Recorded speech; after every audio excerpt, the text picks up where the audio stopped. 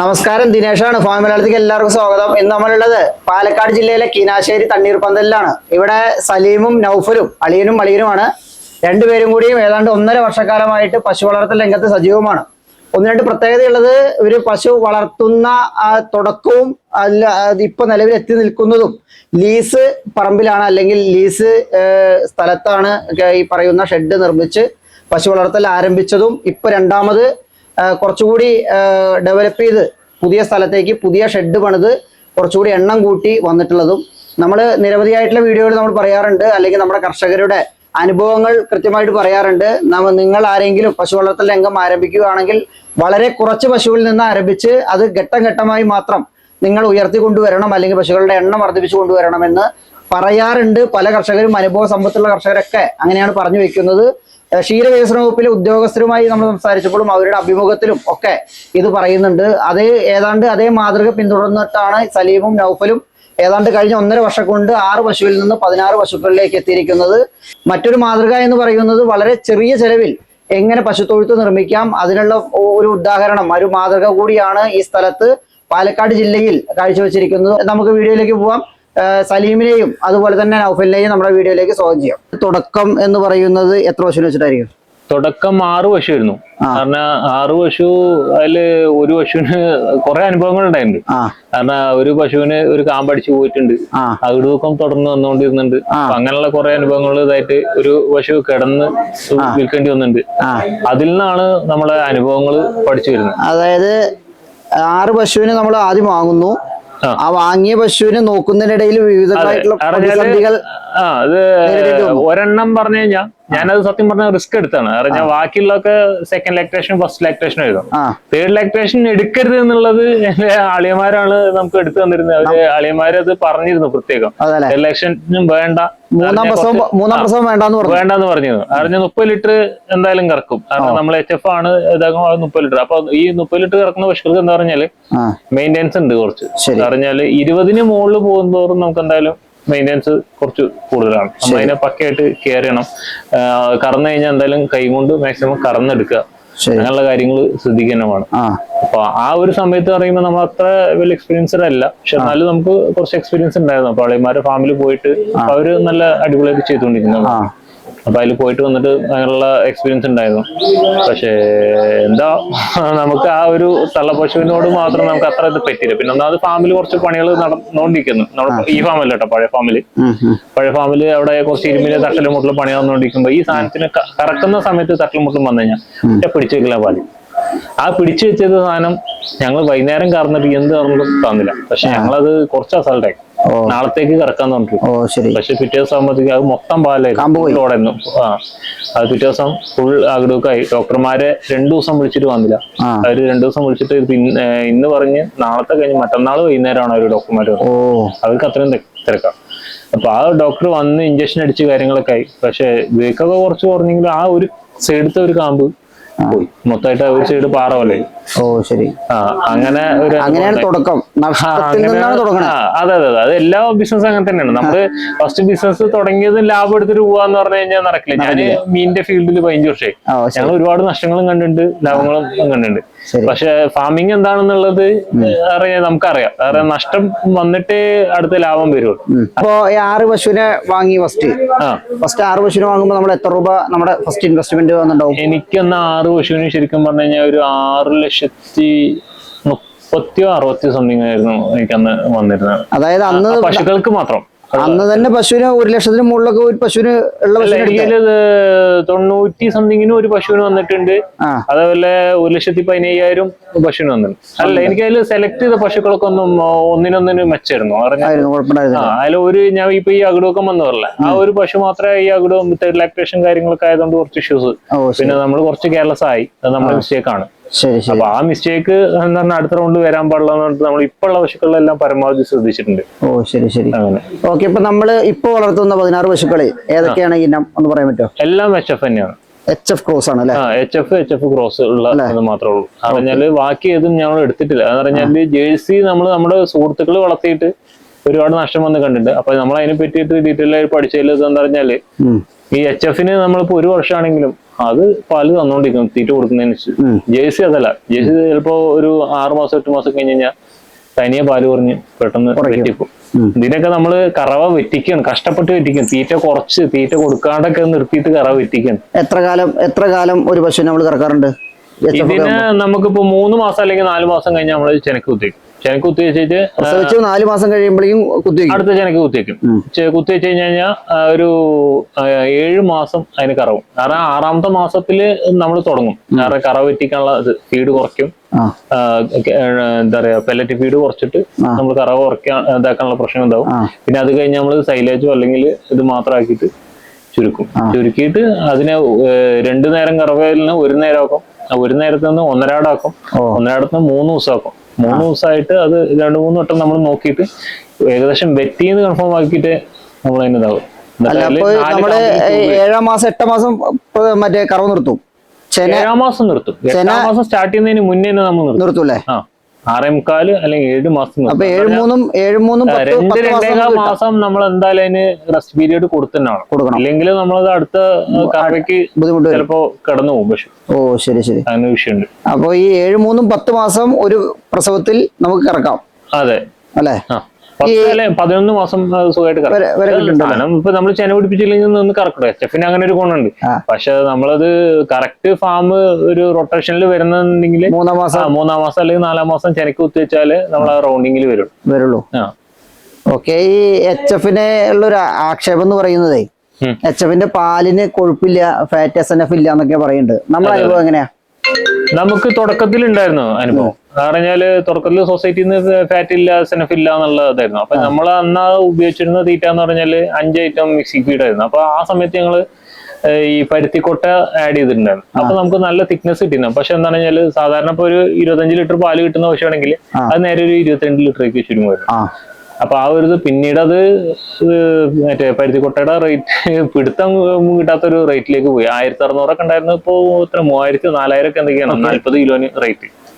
അപ്പൊ നമ്മളത് പരുത്തിക്കൊട്ട വീണ്ടും വിട്ടു.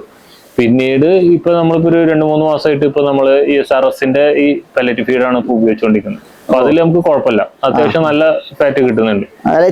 ഈ പശുവിന്റെ ബ്രീഡിലല്ല, തീറ്റയുടെ കാര്യത്തിലാണോ ശരിക്കും ഈ ഫാറ്റ് SNF വ്യത്യാസം കിടക്കുന്നുണ്ട്? പറഞ്ഞാല് പശുവിന്റെ ഇപ്പൊ HF ആയതുകൊണ്ട് നമുക്ക് എന്തായാലും കുറവുണ്ടാവും. ഉറപ്പാണ്. ഉറപ്പായിട്ടും കുറവുണ്ടാവും. എന്ന് പറഞ്ഞാൽ പാല് ഒരു പശുവിന് പ്രൊഡക്ഷൻ ആവേണ്ട ഫാറ്റ് അതിന്റെ ശരീരത്തിന് പ്രൊഡ്യൂസ് ചെയ്യുള്ളൂ. അതുകൊണ്ടാണ് ഈ ഫാമുകളിലൊക്കെ HF ഉണ്ടാവും, ഒപ്പം തന്നെ കാരണം 10-1 എന്നുള്ള ഫാറ്റ് SNF ഞാൻ നിർത്താൻ ഉദ്ദേശിച്ചാണ്. ഞാനിപ്പോ ഈ പുതിയ ഫാമിൽ വന്നു കഴിഞ്ഞപ്പോ നമ്മൾ 30 പശുവില് ഒരു 3 ജേഴ്സി നിർത്താമെന്ന് ഉദ്ദേശിച്ച് ഞാൻ തുടങ്ങുന്നത്. പക്ഷെ നമ്മളിപ്പോ എന്താ പറഞ്ഞാല് ഈ ഇങ്ങോട്ട് മാറുന്നതിന് മുന്നേ, ഇപ്പൊ കഴിഞ്ഞ ആഴ്ചയായിരുന്നു ഓപ്പണിങ്. ഇപ്പൊ മാറുന്നതിന്റെ ഒരു 2 മാസം മുന്നേ ഞാൻ ഈ ഫീൽഡിൽ അവർ അത്രയും ഗ്യാരണ്ടി തന്നു കമ്പനിക്കാര്. ഇതിൽ എന്തായാലും നിങ്ങൾ SNF ഫാറ്റ് നിങ്ങൾക്ക് വരും. കാരണം 100% ഞങ്ങൾ ഗ്യാരണ്ടി തരാന്നുള്ള ലെവലായിരുന്നു. നമുക്കത് 3.8 3.9 വന്നിരുന്ന ഫാറ്റിന്റെ അളവ് ഇപ്പൊ വന്നിട്ട് ഞാൻ കാണിച്ചു അവിടെ ഇതില് നോക്കിയാൽ കാണാൻ പറ്റും. എന്റെ തന്നെയാണ് മുഹമ്മദ് സലീം. ഇതില് ഫാറ്റിന്റെ അളവ് നോക്കി കഴിഞ്ഞാൽ 4.4, SNF 8.2. കാരണം ഇത് ഇന്നത്തെ ഇപ്പൊ ഈവനിങ് ഇപ്പൊ കൊടുത്ത പാലിനെ കണക്കാ. ഇത് 47 രൂപ 53 പൈസ. അറിഞ്ഞ മറ്റ് HF പശുക്കളെ വെച്ചിട്ട് പാൽ കൊടുക്കുന്നവർക്ക് ഈ റേറ്റ് കിട്ടാനുള്ള സാധ്യത വളരെ കുറവാണ്. അത് പറഞ്ഞാല് നമ്മളെ തീറ്റയുടെ ഗുണമാണ്. അല്ലെങ്കിൽ പിന്നെ എന്താ പറഞ്ഞാൽ വേറെ ഏതെങ്കിലും തീറ്റ ആണെങ്കിലും പരുത്തിക്കൊട്ട ആഡ് ചെയ്യുന്നുണ്ട്. പക്ഷെ പരുത്തിക്കൊട്ട ഇപ്പത്തെ വിലക്ക് നമുക്ക് ആഡ് ചെയ്തിട്ട് പോസിബിൾ അല്ല. ഇപ്പോ നമ്മൾ എല്ലാ എനിക്ക് മനസ്സിലായി. പരുത്തി പിണ്ണാക്കാണ് ഉദ്ദേശിക്കുന്നത്? അല്ല, പരുത്തി പിണ്ണാക്കല്ല, പരുത്തി കുരു എന്ന് പറയും. പലരും നമ്മൾ പാലക്കാട് സ്റ്റൈലിൽ പറഞ്ഞു പരുത്തിക്കൊട്ട എന്ന് പറയും. തമിഴ്നാട് പറഞ്ഞ പോലെ പരുത്തി കുരുവിനെയാണ് പൊടിച്ചല്ല, നമ്മള് ഡയറക്റ്റ് തന്നെയാണ് ഇട്ടുണ്ടായിരുന്നത്. പൊടിച്ചത് വേറെ വരുന്നുണ്ട്. അതിന്റെ ഓയിലൊന്നും മറ്റൊന്നും എടുത്തിട്ട് പരുത്തിക്കുരു എങ്ങനെ കൊടുക്കുക? പരുത്തിക്കൂടെ നമ്മള് ഈ 5 ഐറ്റം മിക്സിംഗ് പറഞ്ഞല്ലേ, അതിന്റെ കൂടെ തന്നെ മിക്സ് ചെയ്ത് കൊടുക്കാറായിരുന്നു പതിവ്. അങ്ങനെയായിരുന്നു കൊടുത്തുകൊണ്ടിരുന്നത്. പിന്നീട് ഇപ്പൊ നമ്മളത് റേറ്റ് കൂടിയപ്പോ പിന്നെ വീണ്ടും വിട്ടു. പിന്നെ വീണ്ടും സൊസൈറ്റിയിൽ നിന്ന് കംപ്ലൈന്റ് തന്നെയായിരുന്നു, ഫാറ്റ് കിട്ടുന്നില്ല എന്ന് പറഞ്ഞിട്ട്. പിന്നെ അങ്ങനെ നമ്മൾ ഇടയിൽ ഫീഡ് മാറ്റി അവസാനം ഈ ഫീഡിലേക്ക് എത്തിയതിനു ശേഷം നമുക്ക് ഇപ്പൊ ഈ 2 മാസത്തിനിടയ്ക്ക് നമുക്ക് ഒരു കംപ്ലൈന്റ് സൊസൈറ്റിയിൽ നിന്ന് ഫാറ്റ് ഇല്ല എന്നുള്ളതിൽ വന്നിട്ടില്ല. കാരണം ഞങ്ങൾ സാറ്റിസ്ഫൈഡ് ആണ്, സൊസൈറ്റിക്കാരും സാറ്റിസ്ഫൈഡ് ആണ്. ഇപ്പോഴേ നമ്മളിപ്പോ ഈ പെല്ലറ്റ് തീറ്റ അല്ലാതെ മറ്റെന്തൊക്കെ തീറ്റകളാണ് അവിടെ കൊടുക്കണേ? ഞങ്ങൾ നേരത്തെ ചെയ്തിരുന്ന രീതി എന്ന് പറഞ്ഞാല് ഇപ്പോ നേരത്തെ പറഞ്ഞപ്പോ നമ്മളൊരു 10 ദിവസത്തോളായിട്ട് ഇപ്പൊ പൈനാപ്പിൾ ലീഫിലേക്ക് ഇപ്പൊ കുറച്ച് ചേഞ്ച്, പൈനാപ്പിൾ സൂപ്പർ നേപ്പിയർ ഇങ്ങനെയുള്ള കുറച്ച്, കാരണം സൈലേജിന്റെ ഷോർട്ട് കാരണം കേട്ടോ. സൈലേജ് ആണ് നമുക്ക് ഏറ്റവും സിമ്പിൾ മെത്തേഡ്. കാരണം സൈലേജ് കിട്ടണ സൈലേജ് ഒരു നേരം 6 കിലോയും പിന്നെ 20 ലിറ്റർ കറക്കുന്ന പശുവിന് 1 ലിറ്ററിന് 400 ഗ്രാം വെച്ചിട്ട് കണക്കില് 4 കിലോനും പെല്ലറ്റ് തീറ്റും പിന്നെ കാൽസ്യത്തിന്റെ എന്താ പറയുക ടോണിക് കാപ്സോള ഗോൾഡ് അതൊക്കെയാണ് നമ്മൾ യൂസ് ചെയ്യുന്നത്. പിന്നെ കുറച്ച് പാല് കുറഞ്ഞ പശുക്കൾക്ക് ചെനപ്പശുക്കൾക്കും വന്നിട്ട് മിനറൽ മിക്സർ അങ്ങനെയാണ് യൂസ് ചെയ്തുകൊണ്ടിരുന്നത്. ഇപ്പൊ നമ്മൾ കുറച്ചായിട്ട് ഇപ്പൊ ചെയ്തുകൊണ്ടിരിക്കുന്ന പറഞ്ഞാൽ സൈലേജ് കിട്ടാത്തതുകൊണ്ട് ഈ സൂപ്പർ നേപ്പിയറും പൈനാപ്പിൾ ലീഫും കൂടി കട്ട് ചെയ്തിട്ടിട്ട് അത് ഒരു 25 ലിറ്റർ കറക്കുന്ന പശുക്കൾക്ക് ഇതൊരു 15 കിലോ ഈ സൂപ്പർ നേപ്പറും പൈനാപ്പിളും കൂടി കട്ട് ചെയ്തിട്ടതും അതുപോലെ പെല്ലറ്റ് ഒരു 3-3.5 കിലോ ആ ലെവലാണ് ഒരു നേരത്തിന് കൊടുത്തോളൂ. നമുക്ക് നേരത്തെ വരുന്ന ഫീൽഡ് എക്സ്പെൻസ് വെച്ച് നോക്കുമ്പോൾ സൈലേജിന്റെ ഇപ്പൊ റേറ്റ് കൂടി 10-12 ഒക്കെ പറയുന്നുണ്ട്. ഞാൻ നേരത്തെ 9 രൂപ എടുത്തുകൊണ്ടിരുന്നത്. ആ സമയത്ത് എനിക്ക് 400 രൂപ എടുത്തു വന്നിരുന്നത് ഫീഡ് ചെലവ് ഇപ്പൊ 320 രൂപ ഫീഡ് ചെലവുള്ളൂ. കാരണം ടോട്ടൽ TMR റേഷ്യോയാണ് നമ്മളിപ്പോ ഫീഡ് കൊടുത്തോണ്ടിരിക്കുന്നത്. അവിടെ കാണാൻ പറ്റും. നേരത്തെ പറഞ്ഞ അങ്ങനെയല്ല, നമ്മൾ ഫീഡ് കറക്കുന്നതിന് മുന്നേ ഫീഡ് മാത്രം 5 ഐറ്റം മിക്സ് ചെയ്ത് കലക്കിയിട്ട് അത് ആദ്യം കൊടുക്കും. അത് കൊടുത്തു കഴിഞ്ഞതും കറവ തുടങ്ങും. കറവ തുടങ്ങിയിട്ട് കറവ കഴിയുന്നതിന്റെ ഗ്യാപ്പിൽ നമ്മൾ പോയിട്ട് സൈലേജ് നിറച്ച് വെക്കാറാണ്, സൈലേജ് കൊടുക്കും. അപ്പൊ ഇപ്പൊ അതെന്താ പറഞ്ഞാൽ കറവ കഴിഞ്ഞതിന് ശേഷം മൊത്തമായിട്ട് ഒരു ഫീഡിങ് ടോട്ടൽ ഒറ്റ ഫീഡിങ് TMR മോഡൽ. അതെ അതെ. കാരണം അതിനോട് എനിക്ക് വലിയ ഇതുണ്ടായില്ല, പക്ഷെ നൗഫലിന് അതൊരു വാശിയായിരുന്നു. നൗഫല് ഇങ്ങനെ തന്നെ കൊടുക്കണം, ഇതാണ് അതിന്. കാരണം അവനൊരു മറ്റേ D3 എന്നുള്ള ഗ്രൂപ്പും കാര്യങ്ങളൊക്കെ അപ്പൊ അതില് അതിനെപ്പറ്റി പഠിച്ചുകൊണ്ട് തന്നെ ഇരിക്കും. കാരണം ഞാനധികം ഇതിനോട് ഇൻവോൾവ് ആവാറില്ല. അപ്പൊ ഇതിന് എന്താ പറയാ കൂടുതലായിട്ട് ആ ഗ്രൂപ്പിൽ ഇതിനെപ്പറ്റി റിസർച്ച് ചെയ്ത് ചെയ്തുകൊണ്ടിരിക്കും.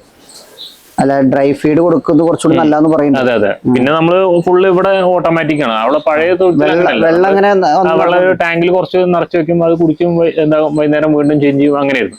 ഇപ്പൊ ഇവിടെ ഫുള്ള് ഓട്ടോമാറ്റിക് ആയതുകൊണ്ട് ഇത് തിന്നു കഴിയാൻ തന്നെ ചിലപ്പോ 1 മണിക്കൂർ എടുക്കും. അപ്പൊ ആ അകിടുവെക്കം എന്നുള്ള പറഞ്ഞൊരു സംഭവം അവിടെ കാണാനില്ല. ശരി. കാരണം ഈ പശുവിന് അകിടുവെക്കം കൂടുതലായിട്ട് വരുന്നതെന്ന് പറഞ്ഞാല് ചെന്ന് കഴിഞ്ഞാൽ ഉടനെ കിടക്കാം. അറിഞ്ഞാൽ അതിന്റെ മുളക്കാമ്പ് വന്നിട്ട് അടഞ്ഞിട്ടുണ്ടാവില്ല. അടയുന്നതിന് മുന്നേ ഈ സാധനം കടന്നു കഴിഞ്ഞാൽ എന്തായാലും ബാക്ടീരിയ ഇൻഫെക്ഷനോ അകിടുവെക്കം വരും.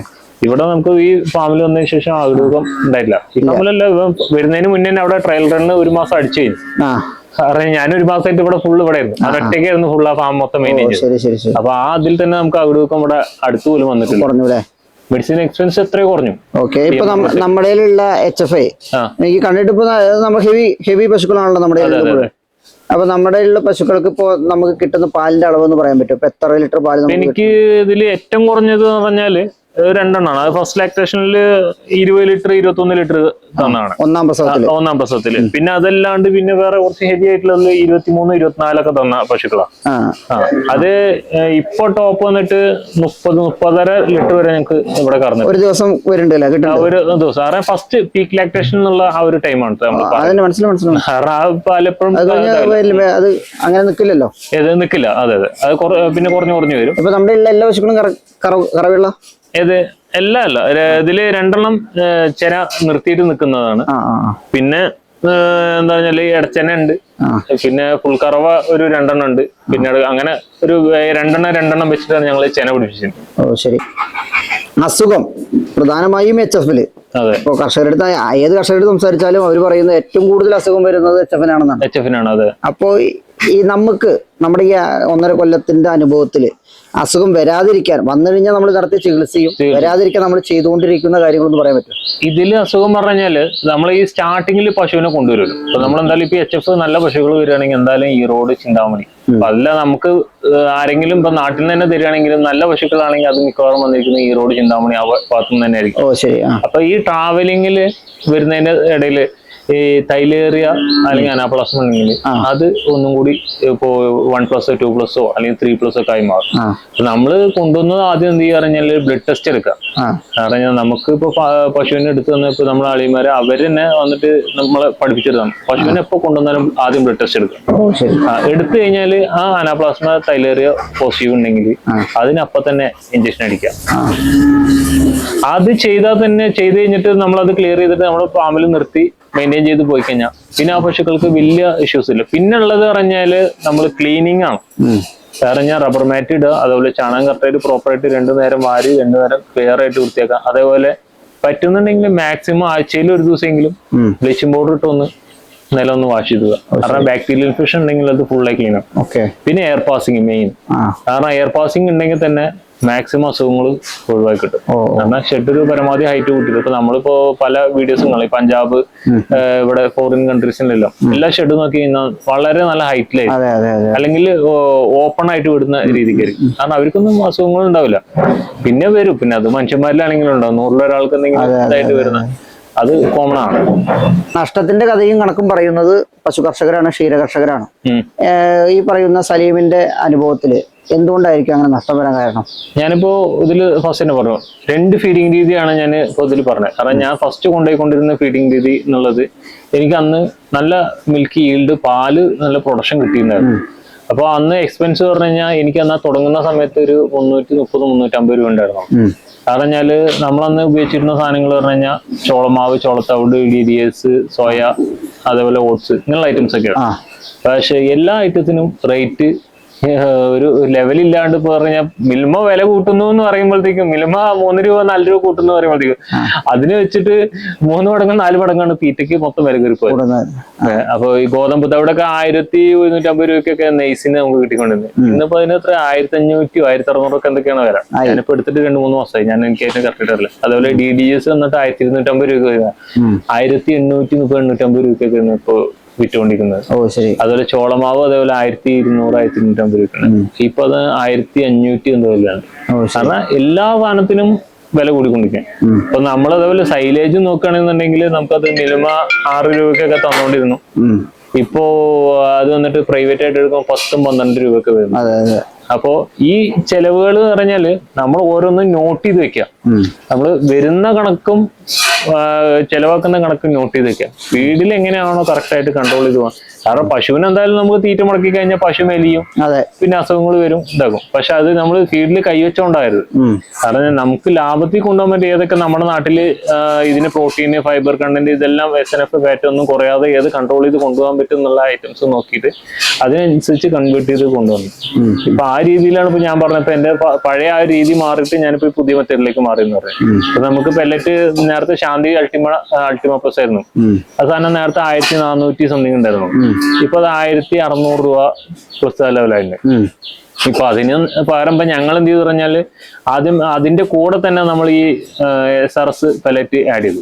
ആ പെല്ലറ്റ് നമുക്ക് പറഞ്ഞാൽ 1300 രൂപയ്ക്കാണ് വരുന്നത്. 1300 രൂപയ്ക്ക് വരുന്ന പെല്ലറ്റ് നമ്മൾ അതിന്റെ കൂടെ ആഡ് ചെയ്തിട്ട് 300 രൂപയാണ് ഒരു ചാക്കിന് വ്യത്യാസം. ഞങ്ങൾക്ക് 1.5 ചാക്കാണ് ഒരു ദിവസം. അപ്പൊ 300 പറഞ്ഞാൽ 450 രൂപ അതിൽ തന്നെ മാറി ഒരു ദിവസത്തെ ചെലവ്. അപ്പൊ അതേപോലെ നമ്മള് സൈലേജിന് പകരം ഈ പൈനാപ്പിൾ ലീഫ്, അതേപോലെ സൂപ്പർ നേപ്പിയർ നമ്മളിവിടെ പഞ്ചായത്തുകാർ വെച്ചിട്ടുണ്ട്. എല്ലാ പഞ്ചായത്തിലും സ്കീം ഉണ്ട് കേട്ടോ. നമ്മൾ ആവശ്യപ്പെട്ട പഞ്ചായത്തുകാർ നമ്മൾക്ക് നമ്മുടെ അവിടെ ഈ ഇറിഗേഷൻ ഡിപ്പാർട്ട്മെന്റോ അല്ലെങ്കിൽ പൊതുസ്ഥലമായിട്ട് ഏതെങ്കിലും കിടക്കുന്നുണ്ടെങ്കിൽ അവിടെ വെച്ചിരും. അപ്പോ അങ്ങനെയുള്ള ഇതിൽ ഇപ്പൊ ഇവിടെ വെച്ച് തന്നിട്ടുണ്ട്. ഇപ്പൊ വേറെ പുതിയത് നമ്മുടെ പഞ്ചായത്തിൽ നിന്ന് വെച്ച് തരാമെന്നും പറഞ്ഞിട്ടുണ്ട്. അപ്പോ അത് കുറച്ച് നമ്മൾ യൂസ് ചെയ്യുക. അതുപോലെ ഈ പൈനാപ്പിൾ ലീഫ് നമ്മൾ വില കുറവുള്ളൂ, ചെറിയൊരു വിലക്കാ കിട്ടും. അപ്പൊ ആ സാധനം കൂടിയിട്ട് നേരത്തെ ഈ 5-6 കിലോ സൈലേജ് കൊടുത്തിട്ട് അവിടെ ഇപ്പോൾ 15 കിലോനാണ് ഞങ്ങൾ ഈ പൈനാപ്പിൾ ലീഫും സൂപ്പർ നേപ്പിയറും കൂടി കൊടുക്കും. അപ്പൊ പശുക്കൾക്ക് തീറ്റ ഫുള്ളാ. 1 മണിക്കൂറായി തിന്നാൻ തുടങ്ങിയത്. അറിഞ്ഞ 4-4:15 ഇട്ട് കൊടുത്ത ഫീഡാ. ഇപ്പൊ സമയം വന്നിട്ട് 5:45 കഴിഞ്ഞു. ഇവിടെ നിന്നോണ്ടിരിക്കുക. അപ്പൊ എത്ര നേരം നിന്നതിൽ തന്നെ അതിന്റെ കാമ്പടഞ്ഞിട്ടുണ്ടാവും. അതുപോലെ ഫീഡിനും അതിനൊരു കുറവില്ല, ആരോഗ്യത്തിനും ഒരു കുറവില്ല. ഇപ്പൊ നമ്മുടെ ഷെഡിൽ നോക്കി കഴിഞ്ഞാൽ ഒറ്റ പശു പോലും കിതപ്പോ കാര്യങ്ങളോ ഒന്നും ഉണ്ടാവില്ല. അപ്പൊ ഇതിലിപ്പോ നമുക്ക് ഫീഡ് എക്സ്പെൻസ് എന്ന് പറഞ്ഞാൽ ഇപ്പൊ ഇതിന് വരുന്നത് 300 to 330 ഇടയിൽ ഇപ്പൊ വരുന്നുള്ളൂ. കാരണം ഞങ്ങൾ ഫാമിങ് തുടങ്ങുന്ന അതേ ഫീഡ് എക്സ്പെൻസിലേക്ക് ഞങ്ങൾ അതിനേക്കാളും കുറവില് ഞങ്ങൾക്ക് എത്തിച്ചു. പാല് നോക്കി കഴിഞ്ഞാൽ അപ്പഴത്തേനെ വെച്ചിട്ട് കുറച്ചും കൂടി ബെറ്ററാണ്. കാരണം പൈനാപ്പിൾ ലീഫ് നമ്മുടെ നാട്ടില് സുലഭമായിട്ട് കിട്ടുന്ന ഒരു സാധനം. സൂപ്പർ നേപ്പിയറും നമ്മുടെ ഫാമിന്റെ ഉള്ളിൽ തന്നെ നോക്കി കഴിഞ്ഞാൽ പൈനാപ്പിളിന്റെ അല്ലേ എവിടുന്ന് വരണേ? നമുക്ക് തൃശ്ശൂര് മറ്റേ വടക്കഞ്ചേരി ഭാഗത്തുനിന്നാണ്. അതിന്റെ റേറ്റ് എങ്ങനെയാ? അതിന്റെ റേറ്റ് പറഞ്ഞു കഴിഞ്ഞാല് അത് ഓരോ ഡിസ്റ്റൻസ് അനുസരിച്ചാണ്. ഇപ്പോ ഒരു 2.25, 3.5 അതിന്റെ ഇടയിൽ ആ ലെവലായിട്ട് വരും. കുട്ടികളില്ലാതെ ഒരു ചൊരുത്തുണ്ടല്ലോ, അതെ, അതെങ്ങനെയാ പരിശീലിപ്പിക്കണേ? അത് നമ്മള് തുടക്കത്തിൽ ഇതിന് HFന് ശരിക്കും പറഞ്ഞ കുട്ടികൾ വേണം എന്നുള്ളത് നിർബന്ധമില്ല. പറഞ്ഞാല് ചില പശുക്കൾ ഈ പ്രസവിച്ച വഴി കുട്ടിയെ മാറ്റോ? പ്രസവിച്ച വഴി തന്നെ കുട്ടീനെ ഞങ്ങൾ മാറ്റി നിർത്തും. പറഞ്ഞാൽ മാറ്റി നിർത്തിയിട്ട് പിന്നെ കുപ്പിയിലാണ് നമ്മൾ പാല് മാറ്റി കൊടുക്കുന്നത്. ഒരു നേരം 3 ലിറ്റർ, 2 നേരം 6 ലിറ്റർ, അങ്ങനെ. അടുത്ത ലാക്ടേഷൻ നമ്മള് ഈ കുട്ടികൾ വലുതായിട്ട് നല്ല പാല് കിട്ടണമെന്നുണ്ടെങ്കിൽ നമ്മൾ തുടക്കത്തിൽ എന്തായാലും നല്ല രീതിയിൽ പാല് കൊടുക്കണം. ഇപ്പത്തെ വിലക്ക് വന്നിട്ട് പണ്ട് ഞാൻ പറഞ്ഞല്ലോ, ഈ വാങ്ങിച്ച വില അന്ന് 90 മുതൽ 1.15, 1.20 ഒക്കെ ആണെങ്കിൽ ഇന്ന് അതേ സ്ഥാനത്ത് 1.25 മുതൽ 2 ലക്ഷം രൂപ വിലയാണ്. ആരും കുട്ടീനെ വളർത്തുന്നില്ല. ഭീകരമായ പശുവിന്റെ വില കൂടിക്കൊണ്ടിരിക്കുകയാണ്. അതെ, ഒരു മനുഷ്യനും കുട്ടീനെ വളർത്തുന്നില്ല. എല്ലാവർക്കും പശുവിനെ വാങ്ങിക്കുക, കറക്കുക, കുട്ടീനെ കൊടുക്കുക. കാരണം മൂന്നാമത്തെ പ്രസവമാകുമ്പോഴേക്കും കൊടുക്കാണ്, മാറ്റാണ്. പറഞ്ഞാൽ ഇന്നിപ്പോ പശു പലവരുടെയും കയ്യിൽ ഇപ്പൊ ഞാനിപ്പോ കുറ്റപ്പെടുത്തല്ല. പറഞ്ഞാല് പ്രോപ്പർ ആയിട്ടുള്ള ട്രെയിനിങ്ങോ ഇതോ കിട്ടാതെ ഉള്ള ഈ നമ്മൾ പല ആൾക്കാരും ഇപ്പൊ ഫാമിങ് കൊടുക്കുന്നത് ഒരു ഹിന്ദിക്കാരെ കൊണ്ടുവരുത്താം, അല്ലെങ്കിൽ വേറെ ആരെങ്കിലും ഈ നേപ്പാളി ഫാമിൽ കൊണ്ടുവരുത്താം എന്ന് പറഞ്ഞിട്ട് 10 പശുവിന് മേടിക്കുക, 5 പശുവിന് മേടിക്കുക, കൊടുക്കുക. അവര് ചിലവര് നല്ല പ്രോപ്പർ ആയിരിക്കും, നല്ല ആൾക്കാരും ഉണ്ട്. കാരണം ഇപ്പൊ ആളിന്റെ ഫാമിലൊക്കെ 3 ചെക്കന്മാരൊക്കെ അടിപൊളി ചെക്കന്മാരാണ്. ഇപ്പൊ ഞങ്ങൾ ഇവിടെ ആണെങ്കിൽ ഇപ്പൊ ഞങ്ങൾ 2 ആളും തന്നെയാണ് ഇതിന്റെ A to Z നോക്കുന്നത്. അതെ, ഞങ്ങൾക്കിപ്പോ നിലവിൽ വേണമെങ്കിൽ ഒരു സ്റ്റാഫിനെ വെക്കാം, വേണ്ട, നമുക്ക് ഒന്നും കൂടി നമ്മൾ 2 ആളും നല്ല ടൈറ്റ് ആവട്ടെ. കാരണം ഇപ്പൊ അവനെ ഒറ്റയ്ക്ക് പണിയെടുക്കുന്നു, എനിക്കും ഇവിടെ പണിയെടുത്ത് ഫുൾ ടൈറ്റ് ആവുന്ന ആ സമയത്ത് നമ്മൾ സ്റ്റാഫിനെ കയറ്റാം. അപ്പൊ എന്താ പറഞ്ഞാല് ഞങ്ങൾ അത്രയും ടൈറ്റിന്റെ ഇടയിൽ ഞങ്ങൾ ആ ട്രെയിനിങ് ഇപ്പൊ പുറത്തുനിന്ന് പലരും വന്നിവിടെ ട്രെയിനിങ് എടുത്തുകൊണ്ട് ആ ട്രെയിനിങ് നമ്മൾ നമ്മുടെ സ്റ്റാഫിന് കൊടുത്തിട്ട് നമ്മളെ പോലെ അവനെ ആക്കി എടുത്തിട്ട് അവൻ ഓക്കെ ആണെന്നുണ്ടെങ്കിൽ മാത്രം നമ്മളെ ഇന്ന് മാറുന്നു. അപ്പൊ ഒരാളെ മാറുള്ളൂ, ഞാൻ മാറുന്നു. ഈ ഷെഡ് നമ്മൾ വളരെ സിമ്പിൾ ആയിട്ട് നിർമ്മിച്ച പോലെ തോന്നി. കാരണം പല ഫാമുകളിൽ ഞാൻ പോകുമ്പോഴേ 20 ലക്ഷം രൂപയുടെയും 30 ലക്ഷം രൂപയുടെയൊക്കെ തൊഴുത്തുകൾ കണ്ടിട്ടുണ്ട്. അപ്പൊ പണിതിട്ട് ഏതാണ്ട് നമ്മൾ ഒരാഴ്ചയായിട്ട് നമ്മൾ ഈ തൊഴുത്തിലേക്ക് മാറിയിട്ട് ഒരാഴ്ച 10 ദിവസം അത്രേ ഉള്ളൂ ഷെഡിലേക്ക് മാറിയിട്ട്. ഇതിന് നിർമ്മാണവും അതിന്റെ ചെലവെന്ന് പറയോ? എനിക്ക് ഷെഡിൽ വന്നിട്ട് മൊത്തം ഒരു 6,00,000 സംതിങ് രൂപയാണ് ടോട്ടൽ. എത്ര സ്ക്വയർ ഫീറ്റ് ഉണ്ട് ഇതിൽ? മൊത്തം 2,200 സ്ക്വയർ ഫീറ്റ്. 30 പശു വെക്കുന്നുണ്ട് അല്ലേ? 30 പശു നിൽക്കും. 30 പശു സിമ്പിൾ ആയിട്ട് നിൽക്കും. പറഞ്ഞാല് ഇതിലിപ്പോ ഞാൻ ടോപ്പ് ചെയ്തിരിക്കുന്നത് മൊത്തം ഞാൻ സെക്കൻഡ് മെറ്റീരിയൽ നമ്മള് ചേലക്കര ഭാഗത്തുനിന്ന് വന്നിട്ട് സെക്കൻഡ് ഹാൻഡ് ഒരു ആശുപത്രിയുടെ ടോപ്പിൽ ഉണ്ടായിരുന്ന ഒരു സാധനമാണ്. അപ്പൊ ഞാന് ഇത് ഫേസ്ബുക്കിൽ ഇങ്ങനെ ഷീറ്റ് കൊടുക്കാനുള്ളത് കണ്ടു. നമ്മളവിടെ പോയി നോക്കുമ്പോ ഞാൻ ഇവിടെ ഉദ്ദേശിക്കുന്ന ഷെഡ് അങ്ങനെ അതേ രൂപത്തിൽ അവിടെ ഇരിക്കുന്നത്. ഞാൻ പൊളിച്ചുവിടുന്ന ഇങ്ങോട്ട് വെച്ചാൽ മതി. അപ്പൊ ഞാൻ അവരോട് പറഞ്ഞു എനിക്കിത് ഇതേ രൂപത്തിൽ മാർക്ക് ചെയ്ത് ഷീറ്റ് കാര്യങ്ങളൊക്കെ ഇതാക്കിയിട്ട് തരണം. അപ്പൊ അതിന് കാലുകൾ മാത്രമേ കിട്ടാത്തുള്ളൂ. അപ്പൊ ഞാൻ കാലുകൾ മാത്രം അവിടെ പുതിയത് എടുത്തിട്ട് അതേതാക്കി ഷീറ്റൊക്കെ ഒന്ന് കഴുകി വൃത്തിയാക്കിയിട്ട് അതേപോലെ ഇവിടെ കൊണ്ടുവന്ന് കെട്ടി. കാരണം ഇതിപ്പോ കണ്ട പെട്ടെന്ന് അറിയില്ല.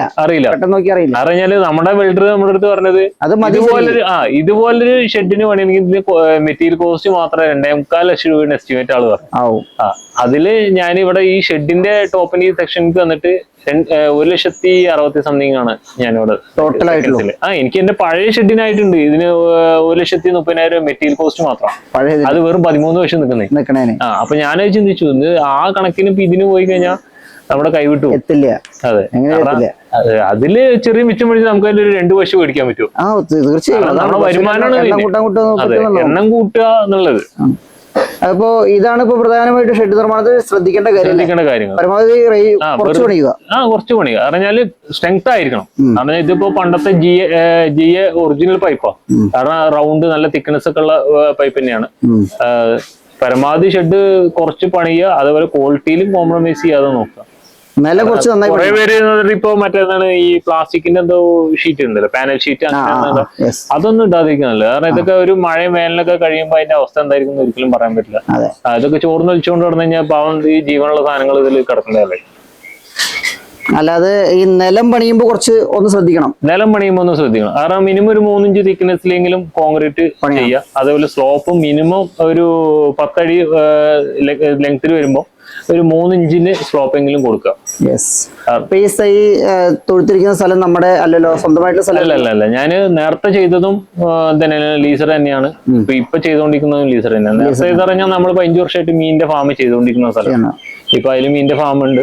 ലീസ് ഒക്കെ എടുക്കുമ്പോഴേ പശുഫാമൊക്കെ തുടങ്ങാൻ വേണ്ടി ലീസ് സ്ഥലമൊക്കെ എടുക്കുമ്പോൾ എത്ര വർഷത്തേക്കൊക്കെ നമ്മൾ മിനിമം എടുക്കണം, അങ്ങനെ എന്തെങ്കിലും ഉണ്ടോ? ഞങ്ങൾ 5 വർഷമാണ് മിനിമം എടുക്കാറ്.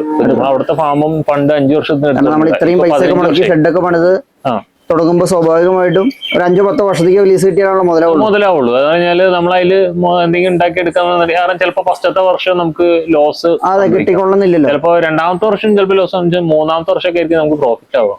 കാരണം പശുവിനെ സംബന്ധിച്ച് ഒരു മിനിമം ഒരു 3 വർഷമെങ്കിലും ഓടണം, കഴിക്കാവുള്ളൂ.